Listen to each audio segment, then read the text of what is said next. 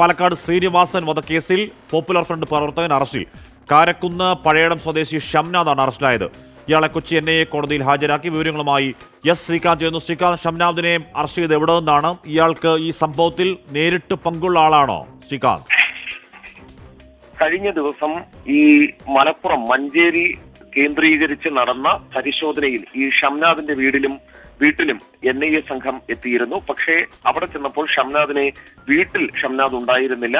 നേരെ മറിച്ച് ഷംനാദ് ഒരു വിനോദ സഞ്ചാര യാത്രയ്ക്ക് പോയിരുന്നു എന്നുള്ളതാണ് വീട്ടുകാർ മറുപടിയായി നൽകിയത്. പക്ഷേ ഏറ്റവും ഒടുവിൽ ഇപ്പോൾ ഷംനാദിനെ കൊച്ചിയിൽ നിന്നും വിനോദസഞ്ചാര യാത്രയ്ക്കായി എത്തിയപ്പോൾ അറസ്റ്റ് ചെയ്തു എന്നാണ് NIA പറയുന്നത്.